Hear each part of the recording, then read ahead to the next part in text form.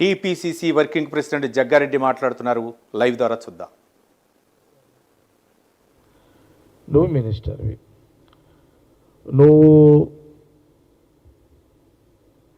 Project కొబ్బరికాయ కొట్టిన కాడి నుంచి నేను అబ్జర్వ్ చేస్తున్నా మీడియాలో. నువ్వు రాత్రిపూట డ్యామ్ కానే వండుకున్నావు, మంచం వేసుకున్నట్టు. నువ్వు ఆడ మంచం వేసుకున్నది నువ్వు ఒక్కనివే, ఆడ ఆ గుహలలో ఆడ ఆ డ్యామ్ ఆడ కట్టె దగ్గర నువ్వు ఒక్కనివే వండుకున్నట్టు. అసలు పండుకుంటే ఆడ సెక్యూరిటీ కూడా లేదు.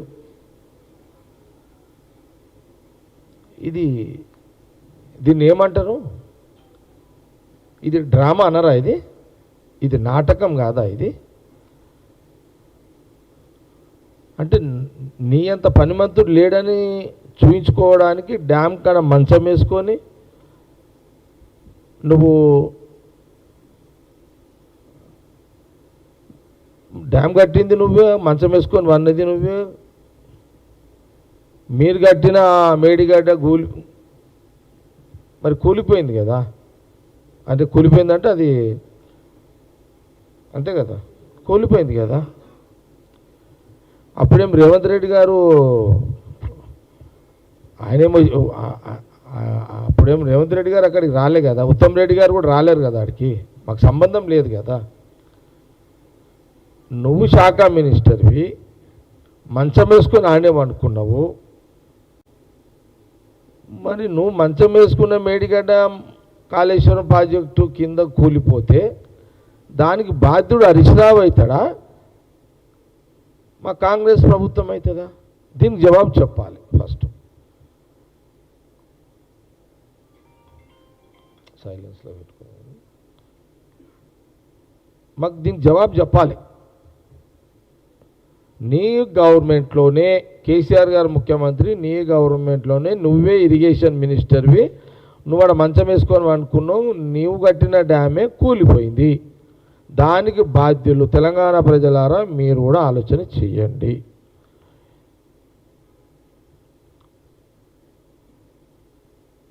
దానికి నువ్వే కదా మేస్త్రి కూడా నువ్వే, కూలీవి నువ్వే, దానికి శాఖ మినిస్టర్వి నువ్వే, సిమెంట్ కలిపింది నువ్వే, ఇసుక కలిపింది నువ్వే, గేట్లు కొనుక్కొచ్చింది నువ్వే,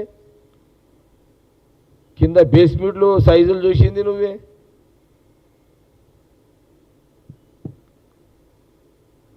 ఇప్పుడు రేవంత్ రెడ్డి గారిని, ఉత్తమ్ రెడ్డి గారిని అంటే ఇదేం లెక్క?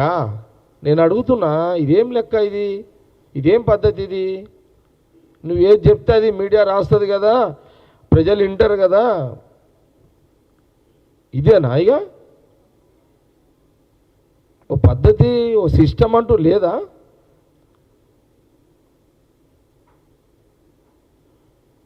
జవాబుదారుగా మాట్లాడరా?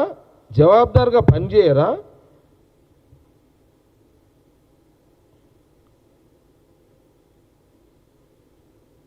మేము అడుగుతున్నాం, కాంగ్రెస్ పార్టీ ప్రభుత్వం అడుగుతున్నది, పార్టీ అడుగుతున్నది. పదే పదే రేవంత్ రెడ్డి ముఖ్యమంత్రి గారిని టార్గెట్ చేస్తూ బదలాం చేసే కార్యక్రమాన్ని, కాంగ్రెస్ పార్టీని, కాంగ్రెస్ గవర్నమెంట్ని బ్లేమ్ చేసే కార్యాచరణ కార్యక్రమాన్ని, మేడిగడ్డ కాళేశ్వరం సంబంధించిన ఏదైతే ప్రచారం నువ్వు చేస్తున్నావో, పదే పదే ఎల్ఈడి లైట్ ఏదో షో చేస్తున్నావో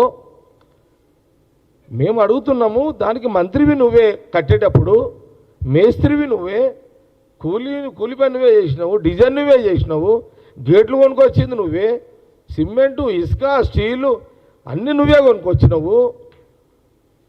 ఇప్పుడు తెచ్చేది కాంగ్రెస్ గవర్నమెంట్ మీద నింద పడేస్తే ఇదేం లెక్క? అడిగేట్టు మేము కరెక్ట్గా అడుగుతలేమనా ఏమి ఇది అంతా? దీనికి జవాబు చెప్పాలి ఫస్ట్. నంబర్ 1. రెండో ప్రశ్న అడుగుతున్నా, అసలు నిన్ను ఇరిగేషన్ మినిస్టర్గా కేసీఆర్ ఎందుకు తొలగించడం జరిగింది?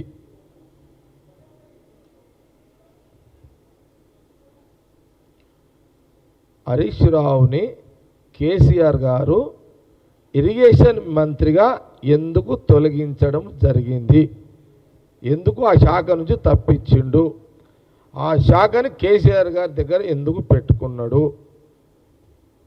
దీనికి జవాబు చెప్పాలి. మా డౌట్, కాంగ్రెస్ పార్టీ డౌట్. జవాబు అయితే నువ్వు చెప్పాలి ఎందుకు తప్పించుండవు.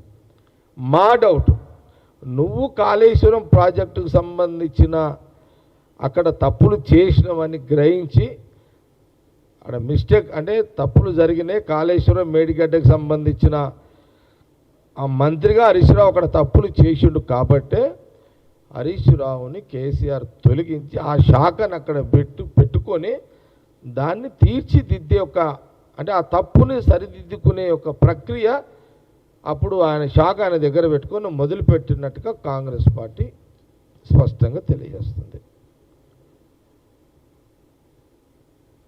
ఒకటి,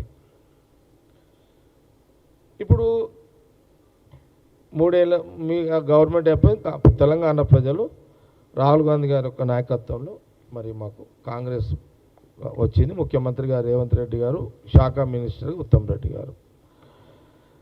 డ్యామ్ సేఫ్టీ అథారిటీ ఏం చెప్పింది?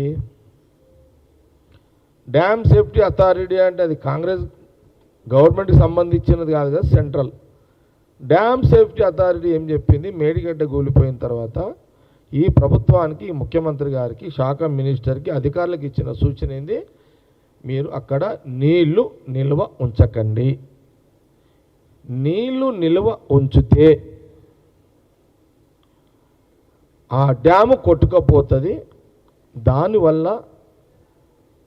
కొట్టుకపోవడం వల్ల దానివల్ల ఖమ్మం మొత్తం కొట్టుకుపోతుంది. భద్రాచలం, ఖమ్మం కొట్టుకుపోతుంది. ఒక జిల్లా కొట్టుకుపోతుంది.